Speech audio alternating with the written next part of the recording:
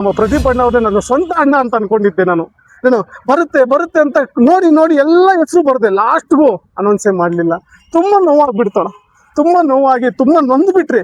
ಏನಪ್ಪ ಈ ಪ್ರಪಂಚದಲ್ಲಿ ಒಳ್ಳೆ ಕೆಲಸ ಮಾಡೋರಿಗೆ ಒಳ್ಳೆ ನೋಡಿ ಸರ್, ಇಡೀ ಚಿಕ್ಕಬಳ್ಳಾಪುರಕ್ಕೆ ಅಮ್ಮ ಆಂಬ್ಯುಲೆನ್ಸ್ ಯಾರು ಕೊಟ್ಟಿದ್ದಾರೆ ಸರ್?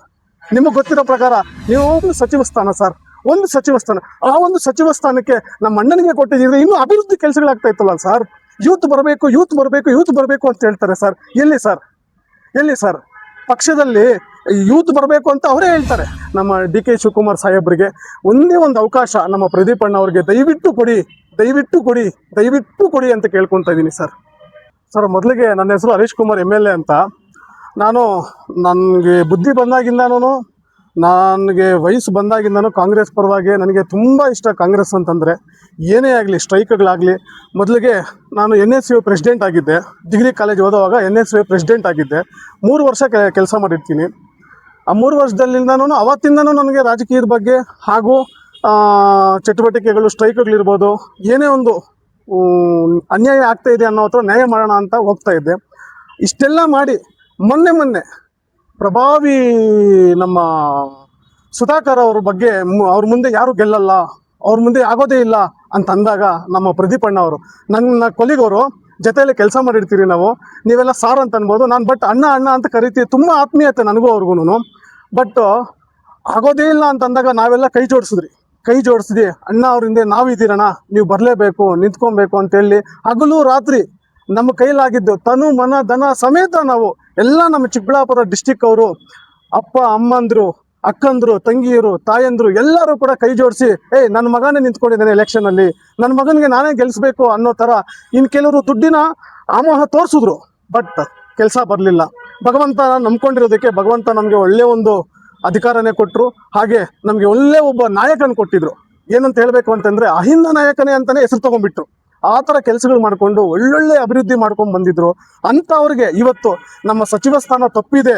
ನಾವು ನೋಡ್ರಿ, ನಿಮಗೆ ಹೇಳೋದು ಸುಳ್ಳು ಅನಿಸ್ಬೋದು, ಬೆಳಗ್ಗಿಂದ ನಾನು ಕುತ್ಕೊಂಡಿದ್ದೀನಿ ಸರ್. ಇವಾಗ ಬರುತ್ತೆ ಲಿಸ್ಟ್ ಬರ್ಕೊಂಡಿದ್ದೀನಿ ನೋಡ್ರಿ. ಇವಾಗ ಬರುತ್ತೆ ಹೆಸರು, ನಮ್ಮ ಅಣ್ಣ ಹೆಸರು ಬರುತ್ತೆ. ನನಗೆ ಅಣ್ಣ ಇಲ್ಲ ಸರ್. ಆದರೂ ಕೂಡ ನಮ್ಮ ಪ್ರದೀಪ್ ಅಣ್ಣ ಅವ್ರನ್ನ ನನ್ನ ಸ್ವಂತ ಅಣ್ಣ ಅಂತ ಅನ್ಕೊಂಡಿದ್ದೆ ನಾನು ಬರುತ್ತೆ ಅಂತ ನೋಡಿ ನೋಡಿ ಎಲ್ಲ ಹೆಸರು ಬರುತ್ತೆ, ಲಾಸ್ಟ್ಗೂ ಅನೌನ್ಸೇ ಮಾಡಲಿಲ್ಲ. ತುಂಬ ನೋವಾಗ್ಬಿಡ್ತಾಳ, ತುಂಬ ನೋವಾಗಿ ತುಂಬ ನೊಂದ್ಬಿಟ್ರಿ.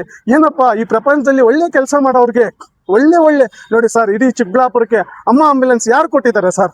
ನಿಮಗೆ ಗೊತ್ತಿರೋ ಪ್ರಕಾರ, ನೀವು ಪತ್ರಿಕೆ ಇದರಲ್ಲಿ ಎಷ್ಟೋ ವರ್ಷಗಳಿಂದ ಕೆಲಸ ಮಾಡಿದ್ರೆ, ಈ ಥರ ನಮಗೆ ಫ್ರೀಯಾಗಿ ಆಂಬ್ಯುಲೆನ್ಸ್ ಯಾರನ್ನೋ ಕೊಟ್ಟಿದ್ದಾರೆ ಸರ್?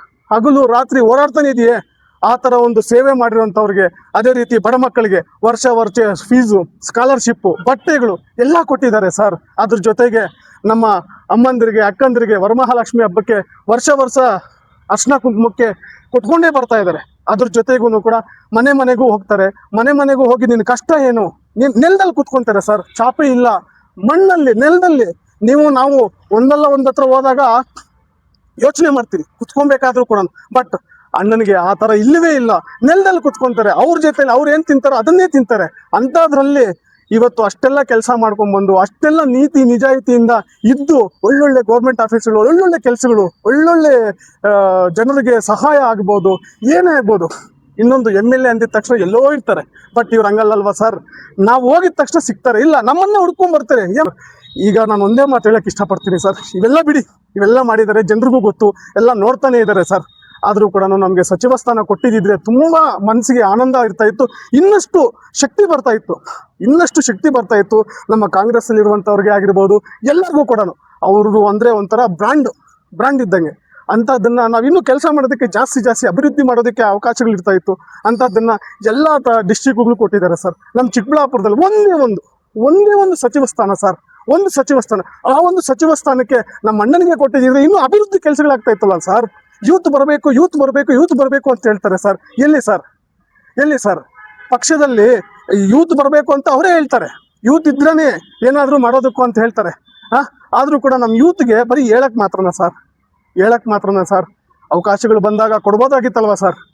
ಏನು ಅವ್ರ ಆಸ್ತಿ ಕೇಳಿದಾರ ಸರ್? ಹೇಳಿ. ಒಂದೇ ಒಂದು ಸಚಿವ ಸ್ಥಾನ ಏನಕ್ಕೆ? ಅವ್ರ ಮನೆಗೆ ಎತ್ಕೊಂಡು ಹೋಗೋದಕ್ಕಲ್ಲ ಸರ್, ಅವ್ರ ಮನೆಗೆ ಎತ್ಕೊಂಡು ಹೋಗೋದಕ್ಕೆ ಅಲ್ಲ. ನಾನು ಹೇಳ್ತೀನಿ, ಜನರು ಸೇವೆ ಮಾಡೋದಕ್ಕೆ. ಈಗ ₹1 ಸೇವೆ ಮಾಡ್ತಾ ಇರುವಾಗ ಸಚಿವ ಸ್ಥಾನ ಬಂದರೆ ₹10 ಸೇವೆ ಮಾಡ್ಬೋದಲ್ಲ? ಆ ಒಂದು ಉದ್ದೇಶದಿಂದ ಕೇಳಿದ್ದು ಸರ್. ಇಡೀ ಡಿಸ್ಟಿಕ್ಗೆ 0, ಇಲ್ಲ ಅಟ್ಲೀಸ್ಟ್ ಅಣ್ಣನಿಗೆ ಬಂದಿಲ್ಲ, ಆಯ್ತು ನಮ್ಮ ಡಿಸ್ಟಿಕ್ಗೆ ಒಬ್ಬರಿಗೇನ ಬಂದಿದ್ದಿದ್ರೆ ನಾವು ಅಲ್ಲಿಗೂ ಸಂತೋಷ ಪಡ್ತಾ ಇದ್ವಲ್ಲ ಸರ್. ಲಾಸ್ಟ್ ಟೈಮು ನಮ್ಮ MC ಸುಧಾಕರ್ ಅಣ್ಣ ಅವ್ರಿಗೆ ಕೊಟ್ಟರು, ಆದರೂ ಕೂಡ ಅಣ್ಣ ಕೈ ಜೋಡಿಸಿ ಕೆಲಸಗಳು ಮಾಡಿದ್ರಲ್ಲ ಸರ್. ಅವಾಗ ನನ್ನ ಕೋಪ ಮಾಡ್ಕೊಂಡ್ರ? ಇಲ್ಲ ಅಲ್ವಾ, ಕೈ ಜೋಡಿಸಿ ಎಲ್ಲ ಮಾಡಿದ್ರಲ್ಲ, ವರ್ಕ್ ಮಾಡಿದ್ರು. ಇವ್ರು ಎಲ್ಲದಕ್ಕೂ ಇನ್ವಾಲ್ವ್ಮೆಂಟ್ ಆಗಿ ಸ್ವಂತ ಮನೆ ಥರ ಅವರು ನೋಡ್ಕೊಂಡ್ರಲ್ವ ಸರ್. ಈಗ ಅವ್ರಿಗೆ ಕೊಟ್ಟಿದ್ರೆ ಇನ್ನೂ ಚೆನ್ನಾಗಿ ನೋಡ್ತಾ ಇದ್ರಲ್ಲ ಅನ್ನೋ ಒಂದೇ ಒಂದು ಸಣ್ಣ ಆಸೆ ಸರ್ ನಮಗೆ. ಇವಾಗ ಒಂದು ನನ್ನ ಕಡೆಯಿಂದ ಅಂತಂದ್ರೆ ನಂತರ ಎಷ್ಟೋ ಜನ ಇರ್ತಾರೆ, ಅವ್ರು ಬಂದು ಮೀಡಿಯಾ ಮುಂದೆ ಮಾತಾಡೋಕ್ಕಾಗ್ತಾ ಇರೋದಿಲ್ಲ. ಹಾಗಾಗಿ ಅವ್ರ ಪರವಾಗಿ ನಾನು ಕೇಳ್ತಾ ಇದ್ದೀನಿ ಸರ್, ಕೈ ಜೋಡಿಸಿ ಕೇಳ್ತಾ ಇದ್ದೀನಿ ಹೈಕಮಾಂಡ್ಗೆ, ಈಗಲಿಂದ ಆಚೆಗೆ ನಾನು ಒಂದೇ ಒಂದು ಸಣ್ಣ ಅವಕಾಶ ಕೊಡೋಕೆ ಹೇಳಿ ಸರ್. ಒಂದು ಸಣ್ಣ ಅವಕಾಶ ಕೊಡಲಿ ಅಂತೇಳಿ ಕೇಳ್ಕೊತಾ ಇದ್ದೀನಿ. ಈಗ ನಮ್ಮ ರಾಹುಲ್ ಗಾಂಧಿ ಅವರು ಹೇಳ್ತಾರೆ ಏನಂತ, ಯೂತ್ಗೆ ಚಾನ್ಸ್ ಕೊಡಿ ಅಂತ ಹೇಳ್ತಾರೆ. ಹಾಗೆ ನಮ್ಮ DK ಶಿವಕುಮಾರ್ ಸಾಹೇಬ್ರು ಕೂಡ ಹೇಳ್ತಾರೆ ಯೂತ್ಗೆ ಚಾನ್ಸು ಅಂತ. ಅದು ಎಲ್ಲಿ ಮಿಸ್ ಆಗಿದೆ ಅಂತ ಕೂಡ ನಮಗೆ ಗೊತ್ತಾಗ್ತಾ ಇಲ್ಲ. ಹಾಗೆ ನಮ್ಮ ಅಣ್ಣ ಅವ್ರು ಇರ್ಬೋದು ಸರ್. ಈಗ ಪ್ರದೀಪ್ ಅಣ್ಣ ಅವರೇ ಹೇಳ್ತೀನಿ ಸರ್, ನೀವು ಕೇಳಿ. ಫಸ್ಟು ಅವರು ML ಆಗಿದ್ದಾರೆ, ಕೆಲವ್ರು ಬಂದರು ನಾ ಏನು ಮಾಡ್ತಾನೆ ಹೊಸ್ದಾಗಿದೆ ಗೊತ್ತಾಗಲ್ಲ ಅಂತಂದರು. ಆದರೂ ಕೂಡ ನಾನು ಎಲ್ಲರನ್ನೂ ಗುರುತಿಸಿ ಯೂತ್ನ ಯಾರ್ಯಾರು ಏನೇನು ಕೆಲಸ ಮಾಡ್ತಾರೆ, ಯಾರ್ಯಾರಿಗೆ ಏನೇನು ಜವಾಬ್ದಾರಿ ಕೊಟ್ಟರೆ ಅದನ್ನು ಕರೆಕ್ಟಾಗಿ ನಡ್ಕೊಂಡು ಹೋಗ್ತಾರೆ ಅಂತೇಳಿ ಪ್ರತಿಯೊಬ್ಬರು. ಸರ್ ಒಂದು ಎಕ್ಸಾಂಪಲ್ ಕೊಡ್ತೀನಿ, ಎಷ್ಟು ಜನ ಯೂತ್ಗೆ ಅವರು ಅಧಿಕಾರಿಗಳು ಕೊಟ್ಟಿಲ್ಲ ಸರ್. ಆ ಅಧಿಕಾರನ ಅವರು ಅದೇ ಥರ ನಂಬಿಕೆ ಇಕ್ಕಿ ಕೊಟ್ಟಿರೋದನ್ನ ಅದೇ ಪ್ರಕಾರ ನಡ್ಕೊತಾ ಇದಾರಲ್ಲ ಸರ್ ಅವರು ಕೂಡ.